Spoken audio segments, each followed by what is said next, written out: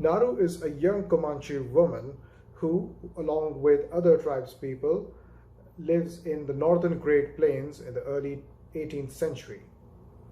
Seeking recognition amongst men by becoming hunter, she witnesses a spaceship in the clouds. Later on, some brutal animal killings make her realize that this hunter is enormous in size and is not a human. But no one believes in her until this predator enters into their territory and starts killing her people and animals.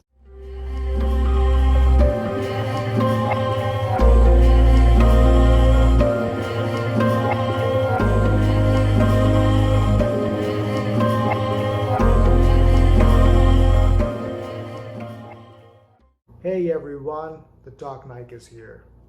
Prey is a prequel to the Predator franchise, a celebrated science fiction horror series that established cult status back in the 1980s.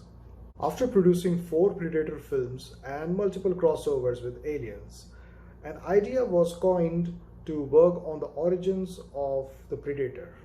I find it an interesting idea to develop Predator's origins to be traced 300 years back, because the idea is applicable due to its being extraterrestrial species. Plus, the idea of such a species in the history setup is pretty fresh. What makes Prey more remarkable is the technical brilliance maneuvered in a Comanche subtlety. How fascinating it is to watch authentic portrayals of indigenous North Americans. And authentic portrayal was certain because the producer of the film is Jane Myers, who herself is a Comanche and belongs to a Blackfoot Confederacy. How captivating are the camera work and the action sequences, and the directional value enhances the slow proceedings without haste, with Naru as the central figure struggling to build a rapport.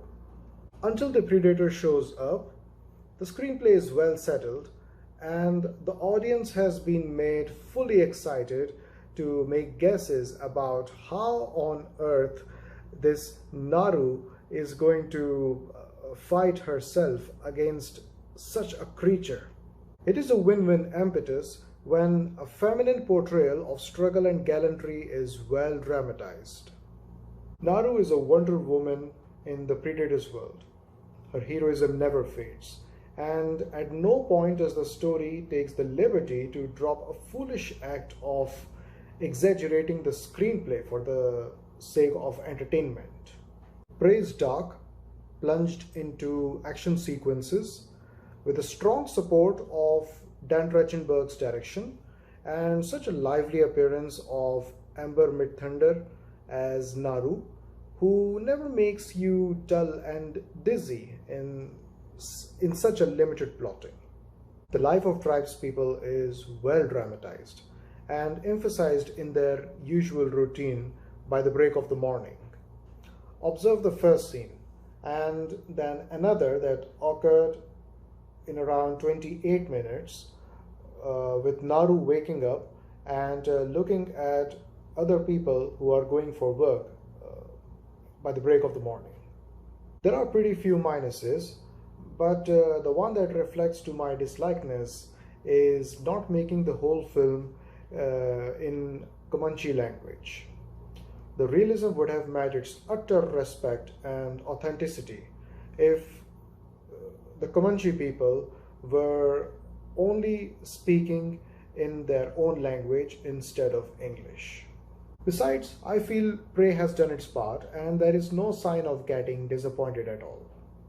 This film has upgraded the cult status of the global audience for the Predators franchise and holds a lot of promises for the Predators' future prequel films' continuity. I'm Knaik.